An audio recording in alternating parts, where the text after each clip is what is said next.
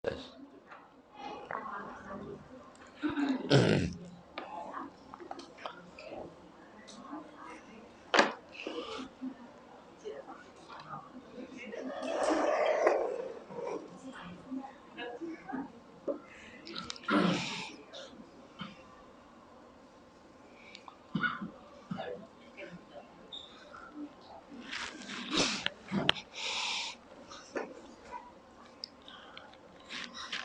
mulai aja, Pak. Mulai. Bismillah. Assalamualaikum warahmatullahi wabarakatuh. Innal hamdalillah nahmaduhu wa nasta'inuhu wa nastaghfiruh wa na'udzu billahi min syururi anfusina wa min sayyiati a'malina. May yahdihillahu fala mudhillalah wa may yudlilhu fala hadiyalah.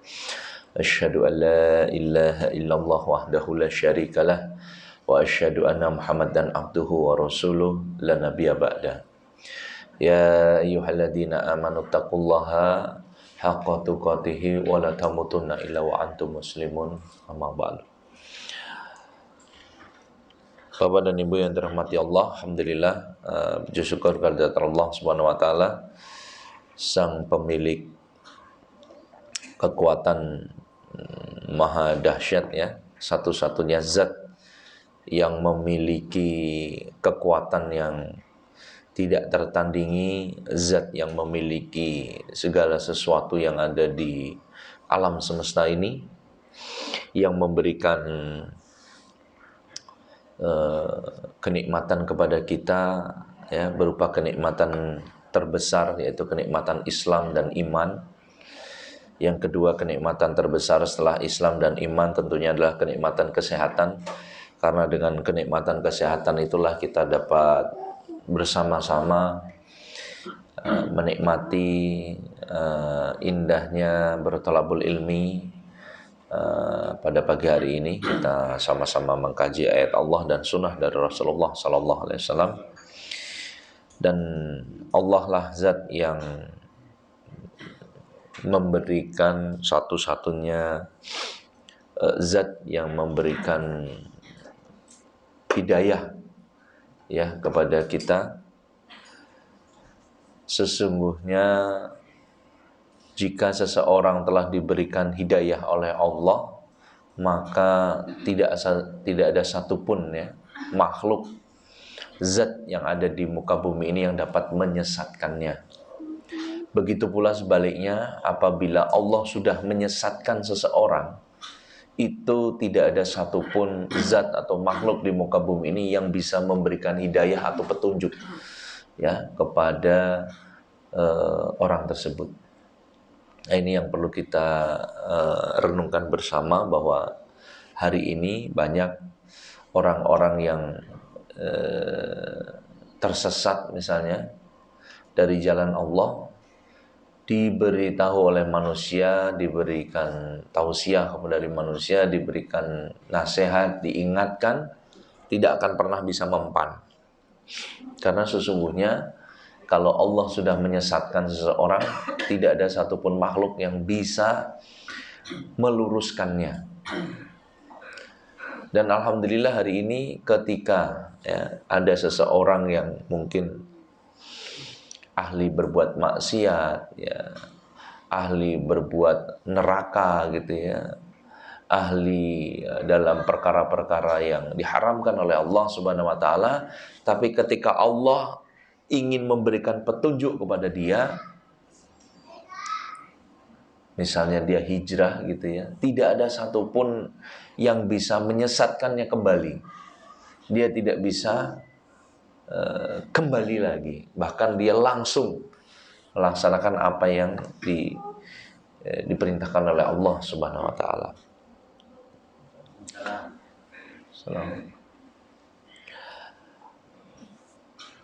Hal ini pun saya temui dalam kehidupan sehari-hari, di mana dalam keseharian kami, ya, aktivitas saya, selain memang ada bisnis-bisnis pribadi atau usaha-usaha pribadi, saya juga di SWM itu biasanya mendampingi para pebisnis untuk bagaimana menjalankan syariat dalam bisnisnya. Ada yang unik dari sebuah pertemuan kemarin. Bentuknya nggak ngaji seperti ini, tapi betul-betul seperti diklat muamalah gitu ya. Ada seorang pengusaha dari Bekasi ya, sebetulnya dia datang, seorang ibu bersama putranya ya. Ibu-ibu udah ini separuh baya, terus putranya juga yang masih muda itu datang dari Bekasi. Beliau mengkaji tentang masalah muamalah. Nah, yang unik ketika beliau tahu gitu ya, beliau merasa selama ini berbisnis itu sudah dengan cara yang baik. Tapi ketika ngaji, ketika beliau mendapatkan diklat muamalah tadi, dia baru tahu gitu ya, kalau ternyata aplikasi ya tidak diperbolehkannya riba di dalam kehidupan kita ini ternyata tidak semudah yang dibayangkan. Kalau dia bisnis nggak pakai bank, nggak minjem ke bank, nggak utang ke bank, itu menurut dia sudah bebas dari riba. Namun ketika saya singgung tentang penggunaan kartu kredit misalnya di dalam tokonya, kan dia punya 5 toko saat ini ya, Masya Allah, dari mulai nol, pengajian seperti ini, jualan satu baju, ya, dari mulai nol, dari mulai kecil jualan baju, sampai sekarang hanya Masya Allah punya 5 toko, dan itu semua dibeli dengan barang-barangnya dibeli dengan uang cash gitu ya. Jadi dia nggak mengenal utang gitu kan, maksudnya betul-betul dijual belikan dengan cara cash gitu. Itu Masya Allah, dia menganggap bisnisnya karena ya dia hanya menggunakan kerjasama atau investor gitu ya. Dia tidak menggunakan bank, dia pikir sudah tidak ada riba dalam bisnisnya. Namun alangkah kagetnya beliau ketika saya menyinggung masalah penggunaan kartu kredit. Dia memang tidak pakai kartu kredit, artinya dia terbebas dari riba. Tetapi di dalam tokonya, orang yang berbelanja tadi itu menggunakan mesin merchant, yang dimana di sana di dalamnya itu ada 2 kemungkinan. Bisa gesek itu debit atau sisi kartu kredit. Nah, ketika kita memperbolehkan orang menggunakan kartu kredit, maka otomatis kita memperbolehkan orang untuk, atau mempermudah orang untuk melakukan riba di sana. Padahal jelas dalilnya, la'ana Rasulullah akila riba wa mukilahu wa katibahu wa syahidai wa qalahum sawa. La'na dari Rasulullah sallallahu alaihi wasallam kepada pemakan riba. Ya. Yang memberikan makan riba. Ya, berarti kalau ada nasabah, ada bank, ada yang nasabahnya. Yang mencatat. Ya. Dan yang menjadi saksi. Artinya dia bersaksi memang dia menggunakan. Dosanya sama kata Rasulullah SAW dengan pelaku yang tadi. Jadi mau yang ngasih riba, mau yang makan, mau yang mencatat, mau yang jadi saksi, dosanya sama. Nah, minimal ketika ada perusahaan kita atau toko kita mempermudah orang untuk melakukan riba tadi, seandainya bukan dia yang melakukan riba, minimal dosa yang paling dia dapatkan yang paling kecil adalah tolong-menolong dalam perbuatan yang diharamkan oleh Allah Subhanahu wa taala. Padahal jelas dalilnya dalam surat Al-Maidah, wa ta'awanu 'alal birri wat taqwa wa la ta'awanu 'alal ismi wal udwan. Dan tolong-menolonglah dalam perbuatan takwa dan kebaikan, dan jangan ya, kita diharamkan untuk tolong-menolong dalam perbuatan ya kemaksiatan dan permusuhan. Dia kaget gitu. Oh iya. Dan yang saya Masya Allah gitu ya,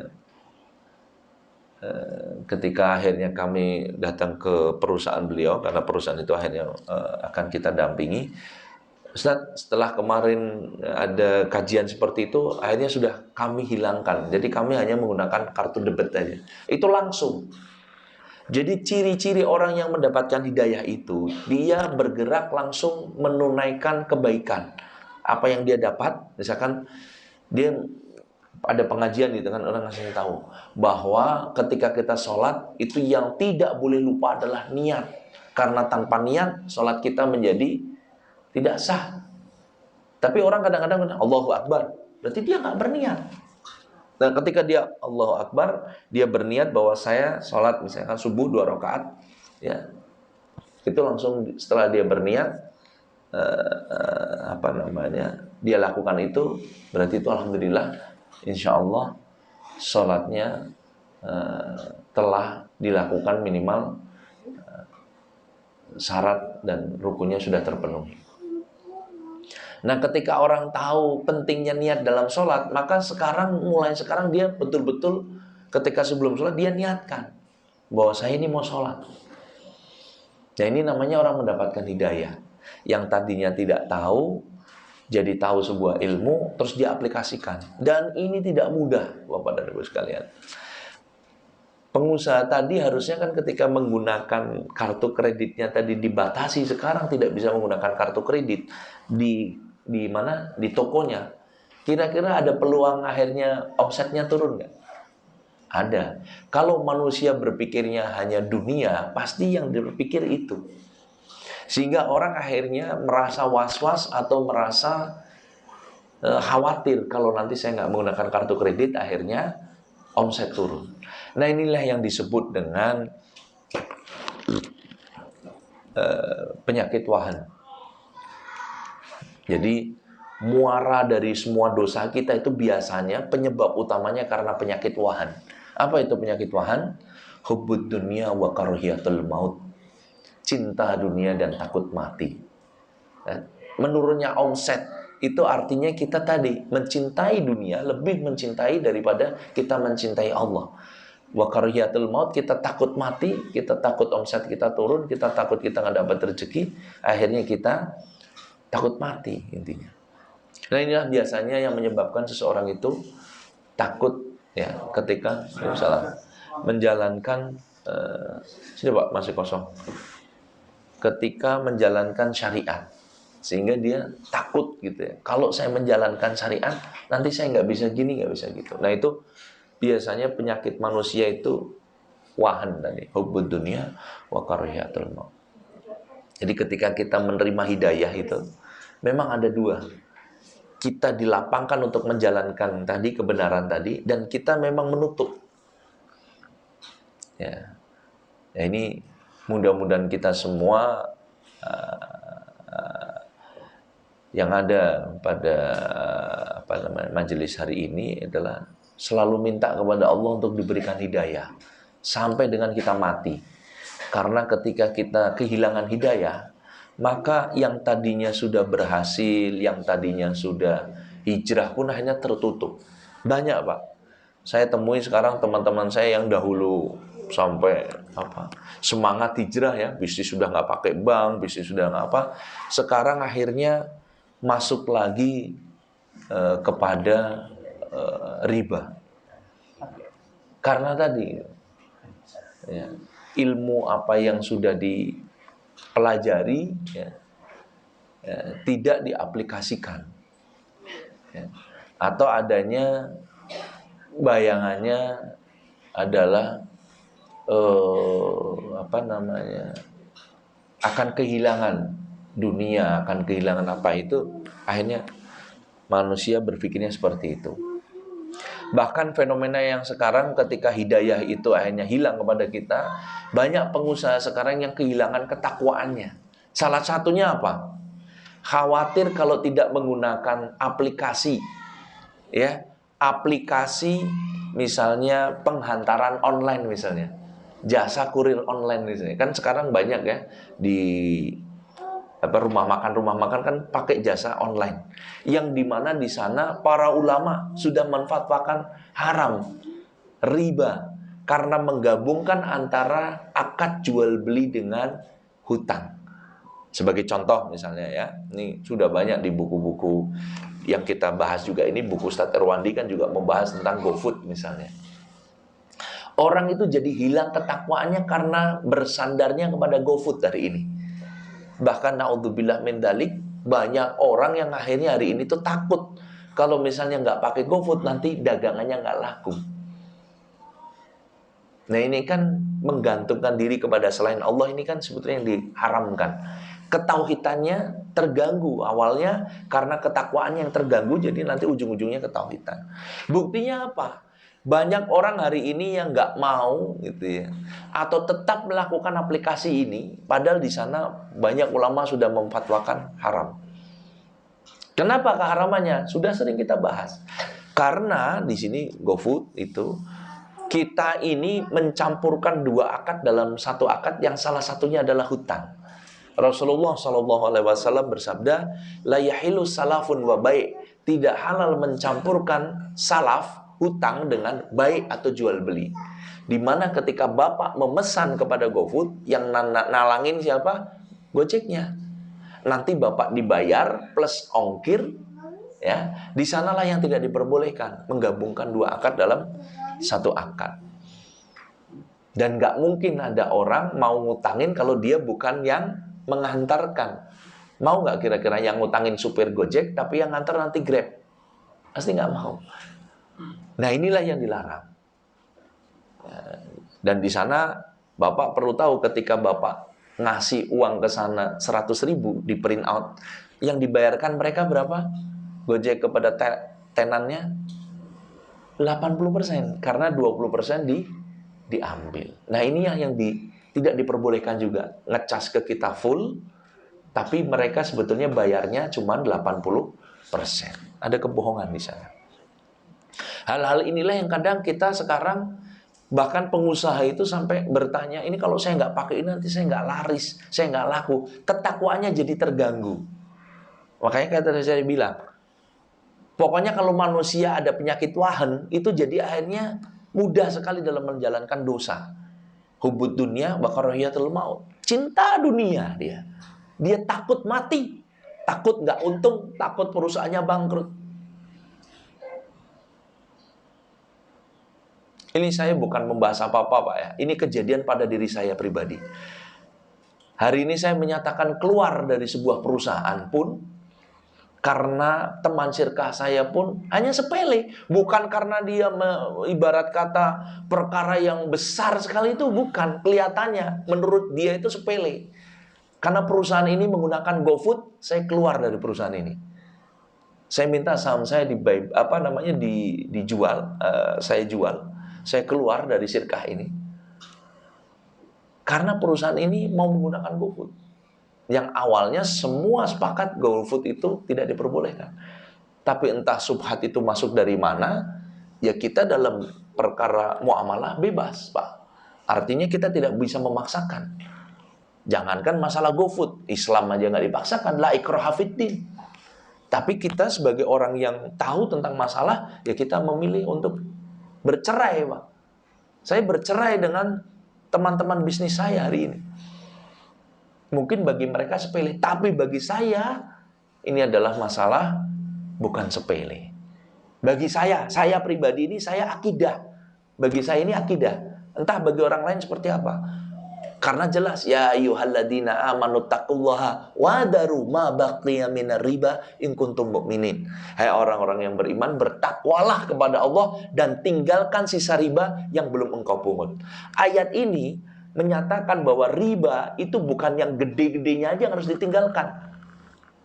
Riba sekecil apapun itu harus kita tinggalkan.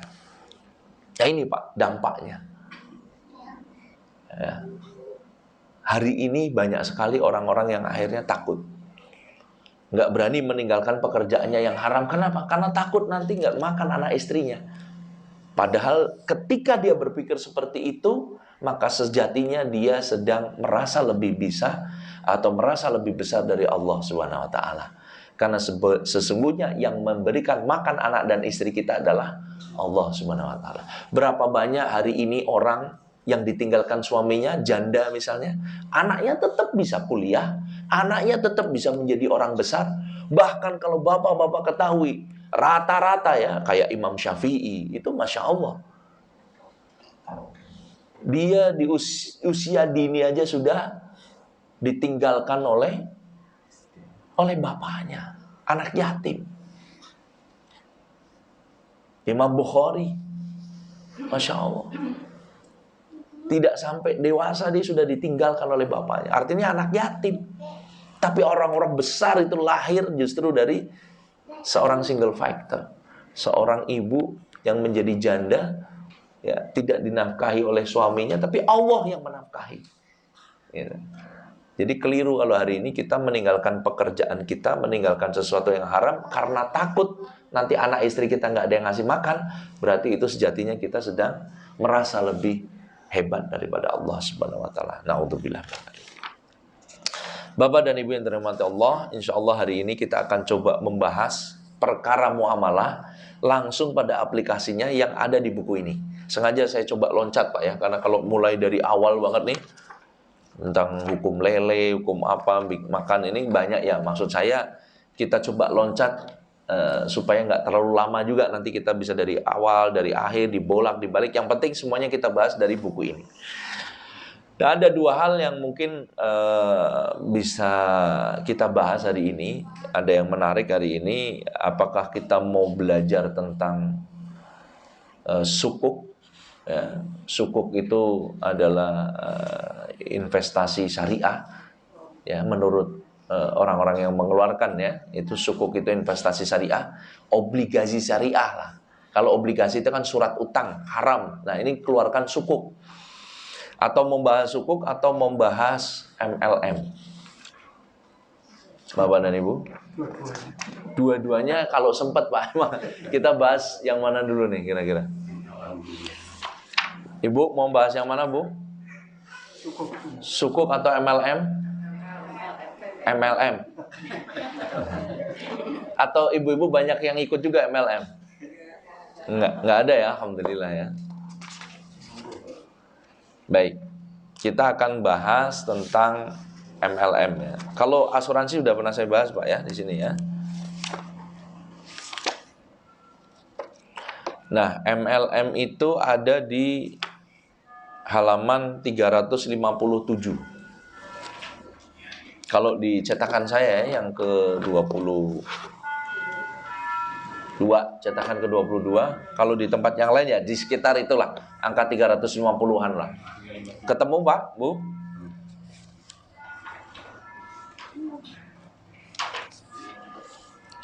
Nah ini kenapa saya bahas, karena saat ini banyak sekali orang yang mempertanyakan ini dan nggak kerasa juga ternyata banyak orang berbisnis dengan sistem MLM ini, tapi dia nggak tahu kalau ternyata apa yang dia jual tadi menggunakan skema MLM. Dan mudah-mudahan Bapak dan Ibu juga tidak terjebak dengan akhirnya membeli produk atau bersinergi dengan mereka yang menggunakan cara MLM ini. Multi level marketing itu lebih dikenal dengan MLM adalah, ini intinya nih Bapak Ibu, sebuah sistem penjualan langsung di mana barang dipasarkan oleh para konsumen langsung dari produsen. Jadi ciri konsumen, barang yang diproduksi produsen itu langsung dipasarkan oleh konsumennya. Kalau ibu beli es krim, misalnya es krim Walls, itu yang ada di Indomaret, Alfamaret. Setelah Bapak beli, Bapak masar-masarin nggak? Nawar-nawarin ke orang, mau nggak es krim Walls? Kayak orang aneh kita. Orang di mana-mana sudah banyak, kok ngapain kita ikut-ikutan nawarin?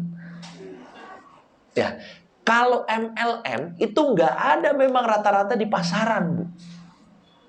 Di pasaran maksudnya di toko-toko kelontong, toko-toko yang lain itu nggak ada. Dia khusus. Siapa yang memasarkan? Konsumennya langsung.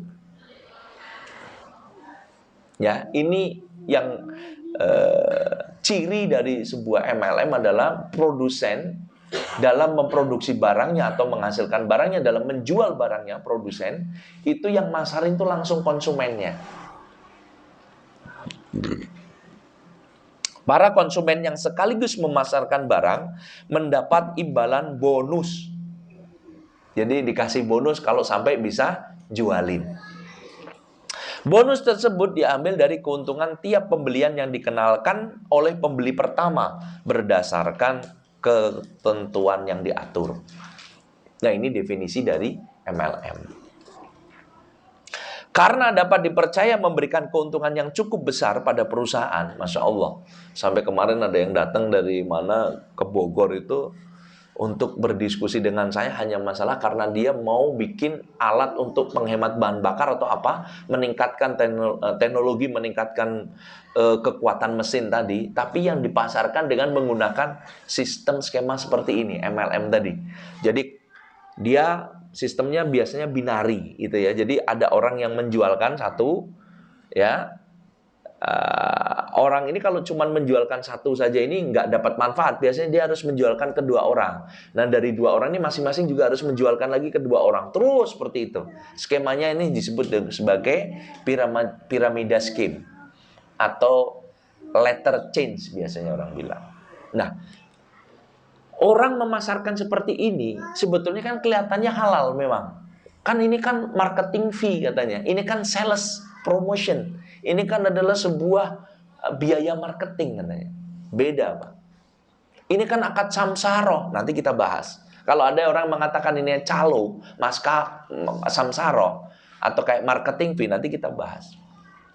Ya, orang rata-rata sampai kemarin tuh ada teman masih muda.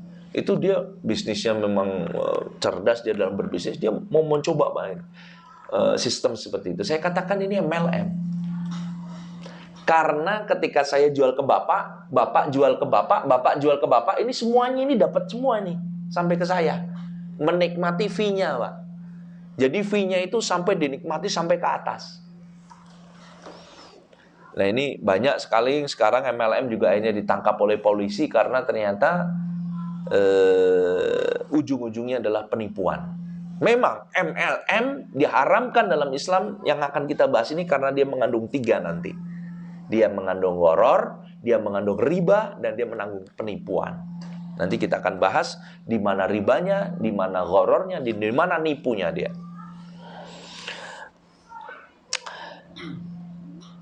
Dewasa ini berbagai jenis barang marak dipasarkan dengan menggunakan marketing pola MLM. Jadi yang kita bicarakan itu skemanya, Pak ya.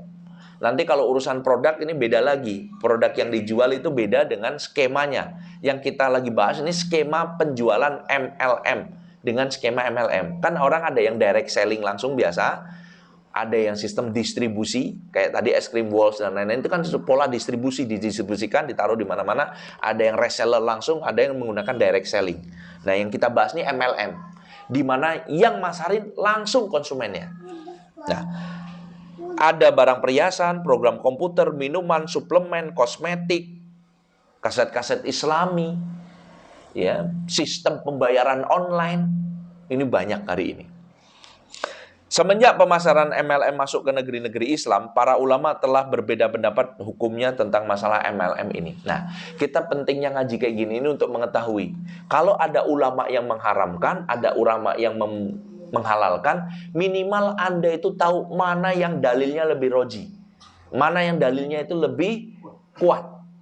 Sampai Anda belajar hari ini aja masih bingung untuk menentukan mana yang paling kuat, berarti ini masuk kepada, bagi Anda ini masuk kepada perkara syubhat.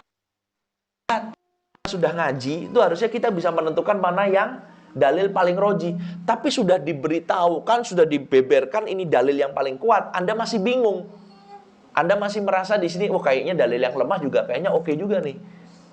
Nah, kalau sudah bingung kayak gini, masuk kepada perkara syubhat. Dalam Islam kalau syubhat itu tetap dijalankan apa dihindari?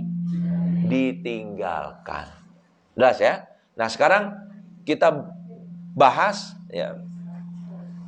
Siapa yang membolehkan? Ternyata ini yang membolehkan adalah lembaga fatwa Al-Azhar di Mesir, yang mereka menganggap bahwa MLM ini sama dengan samsaroh, ya, atau perantara antara penjual dan pembeli. Sering kita sebut sebagai calo. Jadi mereka menganggap bahwa MLM ini sebetulnya kayak calo, kayak samsara, perantara saya, halal saya sebetulnya. Dan mereka berdalih seperti itu. Nah ini di buku ini dibicarakan tentang teks soal jawab tentang perusahaan bisnis, bukan basnas ya, bisnis. Bisnas adalah salah satu perusahaan program komputer di Timur Tengah yang berdiri tahun 2001, berpusat di Kesultanan Oman yang menggunakan sistem MLM dalam memasarkan produknya. Pada tahun 2008, perusahaan ini telah memiliki 110.000 anggota yang tersebar di 50 negara. Nah, ini ada sebuah perusahaan besar, bisnis namanya ya.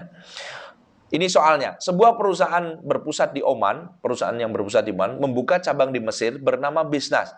Perusahaan ini menjual program panduan belajar komputer, mencakup program panduan menggunakan komputer, internet, panduan servis komputer, dan program-program pembelajaran lainnya. Selalu diupdate melalui situs resmi perusahaan, dijual dengan harga $90. Pada saat pembelian produk, pembeli memperoleh program atau menjualnya kembali.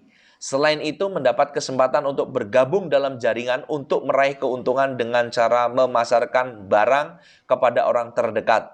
Karena dia telah berusaha meyakinkan pihak-pihak itu untuk membeli produk dan juga telah membeli produk, dan juga dia melatih orang-orang yang memasarkan ke pihak yang lain.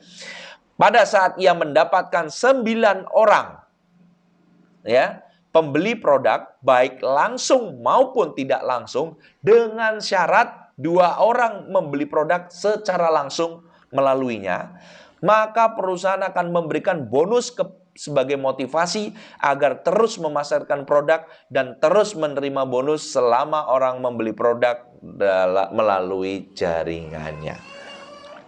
Pertanyaan saya, apakah boleh menerima bonus sebagai imbalan atas jasa memasarkan barang tersebut serta melatih dan membelinya? Jawab, setelah menelaah, ini jawaban dari Dewan Fatwa Mesir tadi ya. Setelah menelaah pertanyaan yang disampaikan, maka Dewan memutuskan usaha yang dilakukan itu sebagai perantara dan produsen dan konsumen untuk memasarkan barang. Usaha ini termasuk samsaroh. Dan samsaroh sebagaimana dijelaskan oleh para ahli fikih bahwa apabila tidak terdapat penipuan, kezoliman, atau menjelaskan barang atau tidak sesuai dengan hakikatnya pada saat memasarkan barang atau jasa, maka uang hasil usaha tersebut, usaha sebagai perantara, halal dan sama sekali tidak ada keraguan. Ini menurut mereka ya menfatwakan karena sama dengan samsaroh. Samsarohnya memang halal, semua jumhur ulama sepakat. Tapi apakah ini samsaroh atau bukan? Menurut mereka samsaroh ya. Nah, fatwa ini ditanggapi banyak oleh peneliti Islam termasuk para ulama kontemporer saat ini.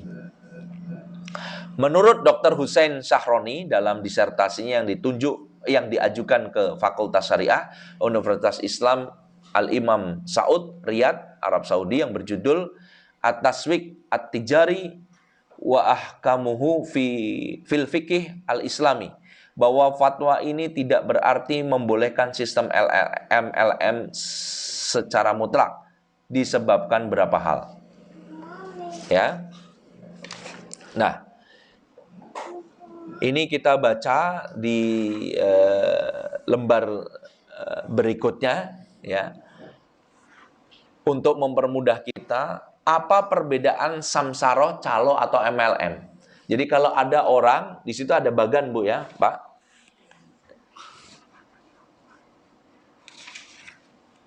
Ya, ini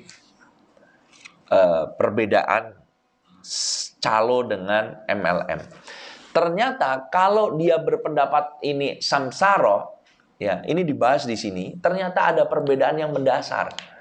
Kalau yang namanya samsaroh atau calo, itu mau jual produk apapun, itu tidak diharuskan membeli barangnya dulu. Itu samsaroh. Misalkan saya mau menjualkan handphone ini. Saya punya produk ini, saya produksi ini, maka mau nggak jualin? Saya jualin ke temen. Ada yang beli, saya dapat fee. Boleh. Ibu yang biasa jualan lontong opor, bisa bikin lontong opor enak. Akhirnya dia menawarkan ke orang-orang. Saya membantu. Saya pernah makan saya punya temen itu opor ayamnya enak banget loh. Waktu kemarin saya sempat nyicipin tuh enak banget. Mau nggak pada? Akhirnya beli via dia, dikasih tahu. Nah, saya dapat fee ini halal. Karena sebagai perantara orang mau beli ke dia langsung. Boleh. Tapi apakah saya wajib beli opor ayamnya dia? Enggak wajib. Saya menawarkan laptop misalnya ke orang-orang. Ini aja toko, teman saya buka toko laptop. Apakah saya harus beli laptopnya dulu? Enggak. Ini namanya samsaro atau calo. Nah, kalau MLM di sini disebutkan, ya, kita ini bisa mengetahui kalau MLM itu beda dengan samsara. Kenapa? Karena untuk menjadi MLM harus membeli produk ini, dan ini termasuk dalam larangan dari Rasulullah Shallallahu Alaihi Wasallam karena menggabungkan dua akad dalam satu akad. Kalau dia mau memasarkan, dia harus beli dulu. Benar nggak, Pak? Kalau MLM itu dia harus beli produknya dulu, beli bedaknya dulu, beli lipstiknya dulu, baru dia bisa memasarkan bedak dan lipstiknya tadi.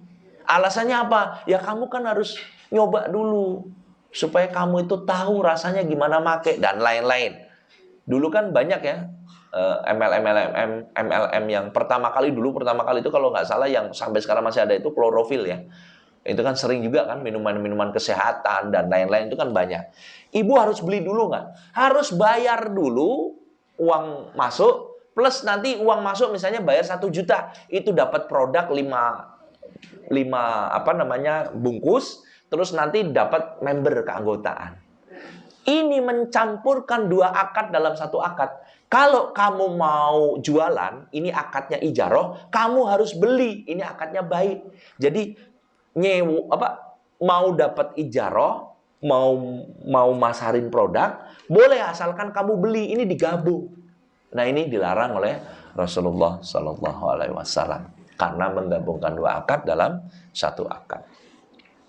Ini bantahan pertama bagi orang yang mengatakan MLM itu sama dengan samsaro, dibantah oleh para ulama kontemporer yang lebih memahami dan lebih detail dalam melihat. Kedua, perantara atau agen itu dapat mendapatkan imbalan dari setiap barang yang dijualnya kepada siapapun. Jadi saya mau jualan handphone, saya mau jualan bedak, saya mau jualan lipstik, saya mau jualan minuman kesehatan, itu saya bisa jual kepada siapapun, ya, bebas, dan langsung dapat imbalan. Tapi kalau MLM, seseorang mendapatkan bonus jika dia menjual barang kepada 2 orang. Kemudian 2 orang tadi menjual barang lagi kepada 2 orang berikutnya, Bu. Ini yang disebut dengan skema binari tadi. Jadi kalau saya baru menjual 1, itu nggak dapat bonus. Saya harus jual kepada 2 orang, di mana masing-masing orang ini menjual kepada 2 orang di bawahnya. Inilah yang disebut dengan skema binari atau piramida. Jadi bentuknya seperti ini nih nanti. Ini orang, ini jual ke 2. Nah, 2 ini harus juga 2 lagi. Ini kan A, ini B. Ini B juga harus 2 lagi. Ini C, ini D, E, ini F. Ini C juga harus jualan lagi ke 2 orang. Ini nanti, ya.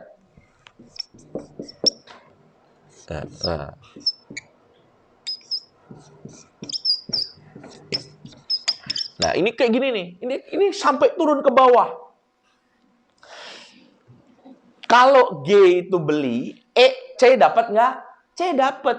A dapat nggak? A dapat sampai ke atas. Nah, inilah yang disebut dengan skema piramida atau piramida change. Skema piramida ini. Jadi Anda tidur aja, uang itu ngalir ke rekening, benar nggak? It is the business, kata dia. It is the great business. Anda tidur aja, uang itu ngalir ke Anda, katanya. Masya Allah. Pernah nggak Rasulullah ngajarin kayak gitu? Rasulullah tidur aja, nanti orang-orang pada ikut Islam. Orang-orang pada... Nggak ada.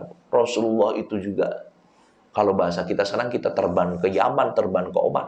Rasulullah itu dari Mekah ke Yaman, bisnis. Itu nggak mungkin kalau Rasulullah kerjaannya tidur, mah nggak akan mungkin bisa ekonominya berjalan, nggak mungkin. Tapi hari ini orang dengan skema gini, Anda tidur aja, Anda lagi tidur nih, terus transaksi G itu jual lagi kepada orang lagi, Anda dapat uang nggak? Dapat, ngalir, tidur aja Anda dapat duit loh, bayangin. Nah, jadi di sini perbedaannya. Kalau yang namanya calo atau samsaro, mau dia jual ke A saja dapat duit, dia mau jual ke B aja dapat duit. Kalau ini enggak, dia harus jual ke A dan ke B, baru dapat. Nanti A itu akan mendapatkan, kalau C sama D itu dia berhasil rekrut juga. Kalau cuman ngerekrutnya C aja, D belum direkrut, kakinya cuman kanan aja, kiri nggak ada, itu nggak dapat bonus. Bayangkan. Ini bantahan kedua tentang mereka yang menyamakan MLM sama dengan calo atau samsara. Bantahan ketiga, upah yang diterima oleh perantara itu jelas jumlahnya. Setiap kamu jualin satu handphone, kamu 10%. 5 juta berarti dia dapat 500.000. Kamu jualan jilbab saya harga 300.000, kamu akan dapat 10%. Berarti dapat satu jilbabnya, fee-nya berapa? 30.000. Clear di depan. Kalau MLM, upah atau bonus yang diterima oleh penjual produk MLM ini tidak jelas. Dan ini termasuk gharar. Tidak jelasnya gimana? Kalau Anda itu bayar MLM, dijanjikan hari ini, sampai orang ngomong dapat umroh, haji gratis. Ya, saya masih ingat benar. Dulu waktu awal-awal saya masih main Facebook, sekarang saya udah nggak main lagi tuh Facebook. Itu waktu di awal-awal saya main Facebook, saya lihat nih emak-emak, ya banyak yang itu ngeluarinnya statusnya gini, alhamdulillah ya, di rumah bisa bisnis, nggak keluar rumah, dapat BMW lagi. Wow, di-upload tuh BMW-nya. Masya Allah. Itu kira-kira emak-emak yang lain jadi baper nggak kalau lihat kayak gitu? Baper dia, langsung DM, direct message dia. Sis, Jeng, Teh, gimana itu sih caranya? Kok bisa bisnis di rumah, ngerawat anak, sambil nenenin anaknya aja bisa dapat BMW loh. Wah, itu mudah. Sis, mau nggak sis? Ikut. Yang dijual bedak. Yang dijual bedak tadinya harganya biasa beli 100, dijual 1,5 juta dibeli, bayangin. Saya mau tanya, Pak. Orang beli bedak yang 1,5 juta tadi berharap pakai bedaknya atau mau dapat BMW-nya? Saya tanya. Nah, sudah tahu ya bedanya jual beli sama MLM biasa, jual beli biasa sama MLM ya. Di situ. Barang siapa yang membeli produk tujuannya bukan untuk membeli produknya, tapi mendapatkan iming-iming, hadiah atau sesuatu yang dijanjikan yang belum pasti, ini ciri orang itu berarti tergelincir masuk ke dalam MLM. Saya mau tanya, betul tidak kalau MLM itu yang ikut ada yang dapat BMW, dapat rumah 2 miliar, bener nggak? Bener Pak, jangan salah. Yang dapat BMW dan dapat rumah 2 miliar itu it's true, bener, nggak bohong mereka. Tapi Bapak Ibu harus tahu Pak, yang dapat itu ternyata Pak, ini kalau skema kayak gini nih, kita bikin piramida. Yang dapat BMW sama 2 miliar itu yang ada di sini, Pak. Nah, yang hanya 6%. Yang 94% itulah mereka yang gigit jari. Jadi, kalau MLM ada yang datang terus bilang, Ustaz, saya ini MLM, saya dapat BMW, Ustaz. Saya dapat rumah 2 miliar. Betul, karena dia termasuk yang 6%. Jadi, nggak bohong mereka. Karena saking banyaknya 94% ini bertransaksi, semuanya kan naik ke atas semua. Piramida yang seperti ini kan berarti semuanya narik ke atas. Wajar kalau yang paling atas yang 6% tadi itu dapat BMW, dapat umroh gratis, haji gratis, dapat rumah 2 miliar, dapat tabungan 2 miliar, itu wajar. Karena semuanya narik ke atas. Mereka nggak bohong loh, Bu. Cuman masalahnya, sistem ini pun sudah dilarang di Amerika. Negara yang menghasilkan pertama kali MLM ini, pelahir MLM sendiri sudah mengharamkan. Negara yang menghalalkan riba, negara yang menghalalkan zina, itu pun melarang MLM. Karena mengganggu stabilitas negara dan ini termasuk penipuan. Nanti kita bahas, Bu, nipunya di mana. Ya. Jadi kita tahu nih sekarang, oh orang dapat BMW, dapat Mercy, dapat apa? Memang betul dia dapat. Karena dia termasuk yang 6%. Bahasanya ashabeguna awalun. Orang-orang yang pertama. Bukan ashabeguna awalun, ini bercanda aja. Jadi maksudnya orang-orang yang pertama saja membangun jaringan MLM ini. Jadi kalau Anda ketemu teman Anda, nih saya dapat BMW-nya dari MLM ini. Betul. Langsung Anda baper di sana. Langsung Anda pengen. Akhirnya Anda ikut. yang ada di pojok sini, yang sudah terakhir. Sehingga hanya dapat beritanya saja. Saya mau tanya, sekarang kan ada ya PPOB atau pembayaran online yang di MLM-kan. Katanya dapat umroh gratis, dapat haji gratis, dapat BMW, dapat rumah harga 2 miliar. Pokoknya banyak lah. Pertanyaan saya, setiap orang yang ikut di MLM itu pasti dapat BMW nggak? Nggak mungkin. Pasti dapat rumah seharga 2 miliar nggak? Nggak mungkin. Jadi dia promosinya itu sebetulnya mirip kayak undian. Ya kan? Kamu beli kopi ini, kopi harga 500 perak, 1000 perak, dapat BMW. Dari sekian juta orang yang dapat yang beli kopi, yang dapat BMW cuma berapa? 1. Bayangin, Pak. Tapi kan yang diomongkan mau dapat BMW nggak? Bayangin. Nah, orang kalau beli, ya ini ya kita bahas nih, Bu. Ini di buku ini dibahas mengapa MLM itu dikatakan haram. Karena pertama tadi MLM termasuk gharar. Ghararnya di mana? Karena orang membeli MLM sebetulnya bukan ingin membeli barangnya, tapi hanya ingin mendapatkan bonusnya. Makanya dia rela membeli bedak harganya 1 juta. Karena dia orang yang termasuk yang di bawah sini. Ini ada bonus. Jadi harganya paling bedak itu sebetulnya 100 juta, 100 ribu pun suppliernya, pembuat bedaknya sendiri itu sudah dapat untung 50 ribu. Dasarnya 50. Akhirnya di MLM kan downline sampai 1 juta, Bu. Bedak harga 1 juta. Pertanyaan saya, kenapa ibu-ibu rela membeli bedak 1 juta? Yang harusnya bisa dapat 10, dia cuma dapat 1. Pertanyaan saya, kenapa, Bu? Karena mengharapkan BMW dan rumah 2 miliar tadi.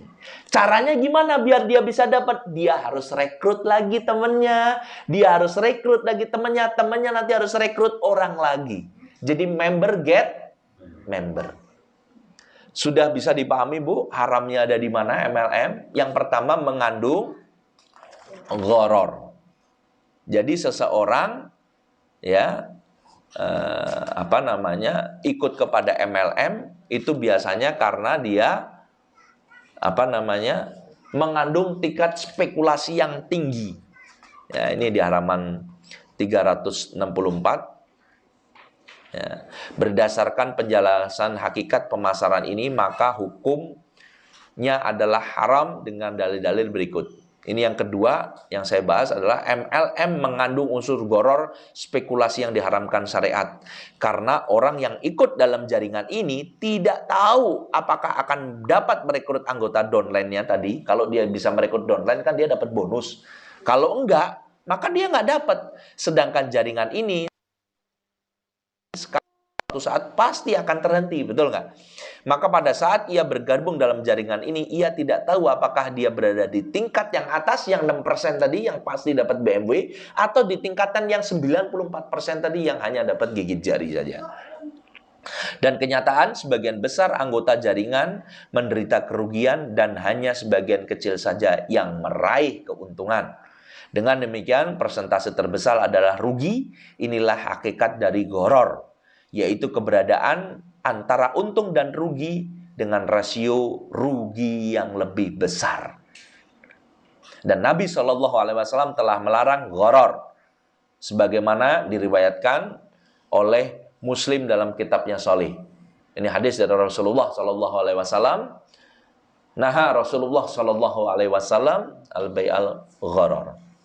Tidak boleh, jadi Rasulullah melarang jual beli gharar.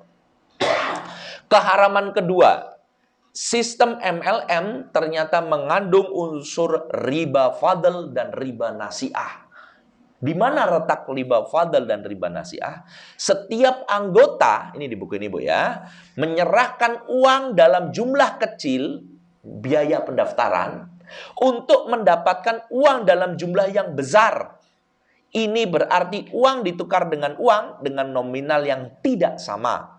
bayar cuma 500.000, nanti bisa dapat 2 miliar. Tujuannya nggak beli barang. Tujuannya ingin mendapatkan bonus 2 miliarnya tadi. Tukar-menukar uang dengan nominal yang tidak sama dan tidak tunai tadi, ini yang diharamkan dalam Islam, ya, berdasarkan teks Al-Quran dan hadis beserta ijma. Ya, kullu qardin jara naf'an fahuwa riba. Setiap utang yang menimbulkan manfaat itu riba, itu bagian dari riba juga. Dalam Al-Quran Allah berfirman, wa ahalallahul bai'a wa haramar riba. Allah menghalalkan jual beli dan mengharamkan riba. Hadis dari Rasulullah SAW juga, bahwa emas ditukar dengan emas. Kalau hari ini uang ditukar dengan uang, itu harus iya dan biyadin. Ya, harus cash, harus satu majelis, harus seukuran. Ada 2 syaratnya. Sedangkan status barang produk yang dijual perusahaan kepada konsumen hanyalah sebatas kedok. Karena barang bukanlah tujuan orang ikut dalam jaringan ini, dalam jaringan MLM. Dengan demikian keberadaan barang tidak mempengaruhi hukum menjadi halal.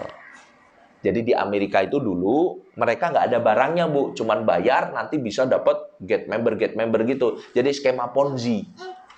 Ngumpulin uang di bagian bawah, nanti yang paling atas, yang paling rajin rekrut orang, dia dapat duit. Dibatasi sama pemerintah Amerika, dinyatakan ini ilegal, terlarang.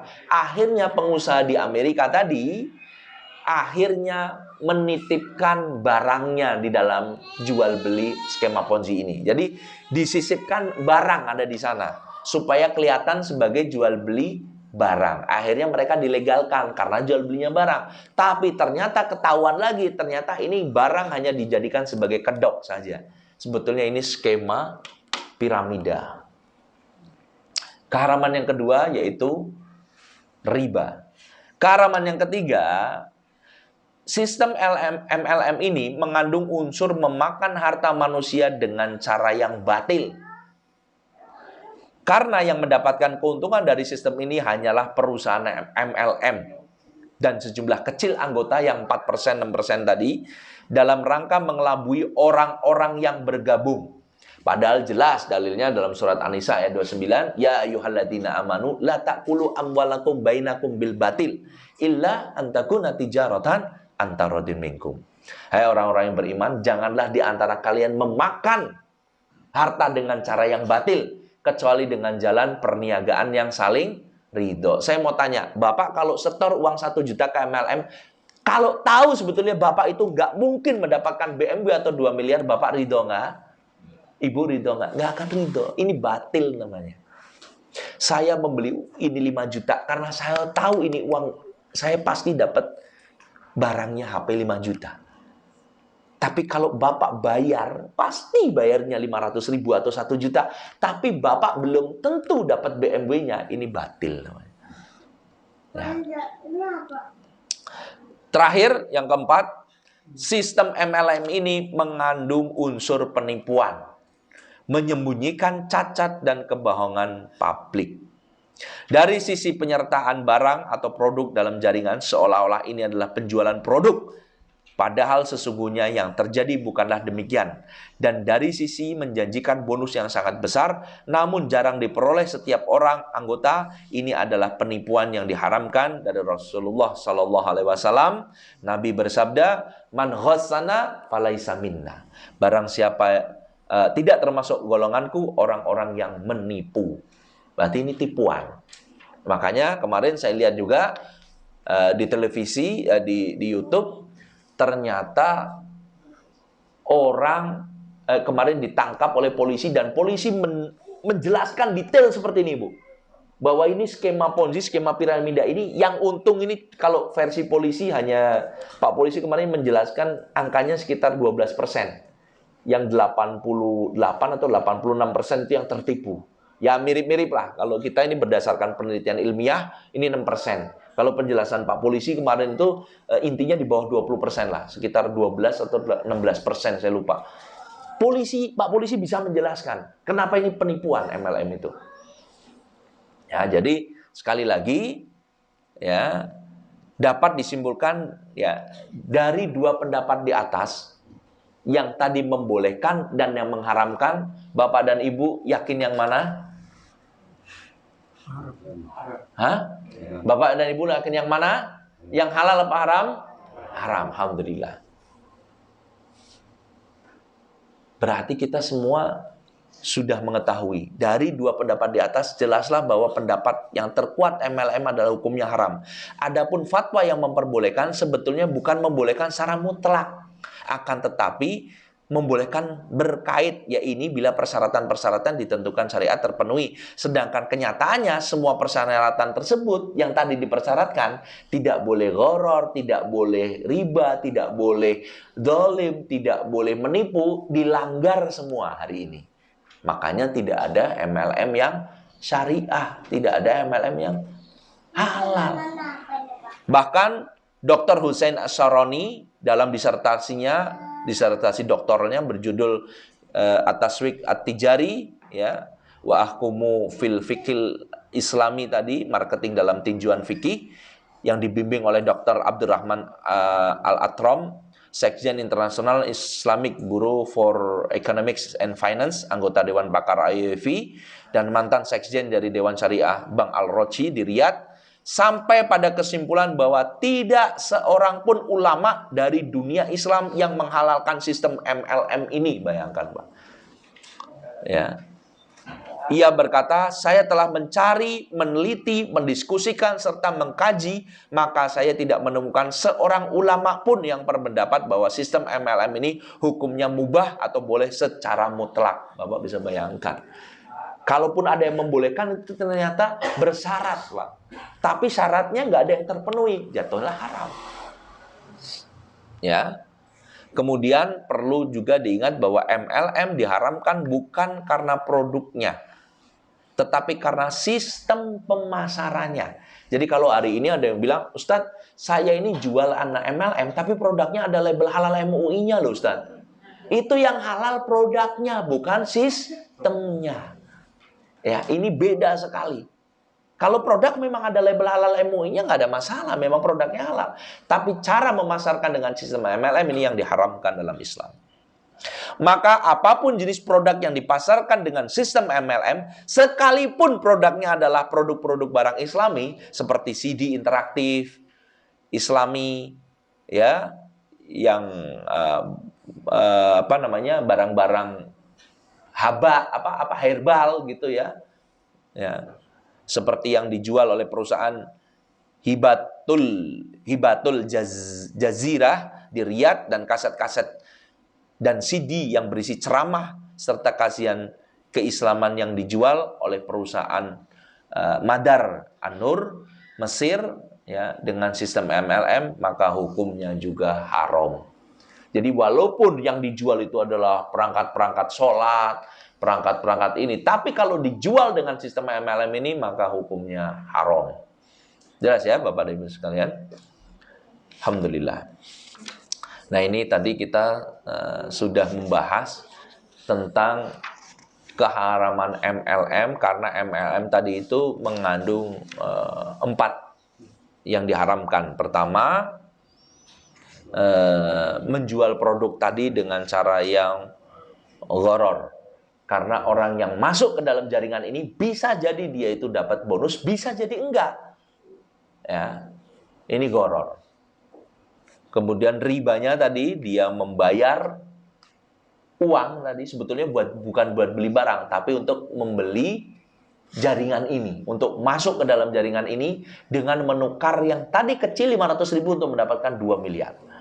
Ketiga, mereka melakukan kezoliman, mengambil harta dengan cara yang batil karena mereka nggak terus terang.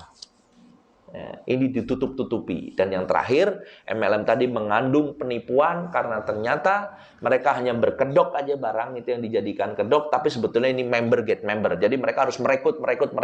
Ini yang diharamkan dalam Islam. Makanya wajar ya kalau orang udah ikut MLM itu hanya banyak dijauhi orang, karena kalau ketemu orang bawaannya prospek terus gitu kan. Masya Allah itu. Sampai ada orang tuh dibela-belain mau silaturahmi, kirain mau silaturahmi beneran, tapi ujung-ujungnya nawarin MLM. Naudzubillah. Repot kalau udah gitu. Wallahu alam bisawab, Bapak dan Ibu, ini penjelasan yang saya dapat sampaikan tentang MLM. Tafadhol kalau ada yang mau ditanyakan. Assalamualaikum warahmatullahi wabarakatuh. Wassalamualaikum. Alhamdulillah Ustaz, ilmu yang amalia yang bermanfaat. Dimana kejadian ini keseharian pada banyak teman-teman kita yang ada satu hal yang mau saya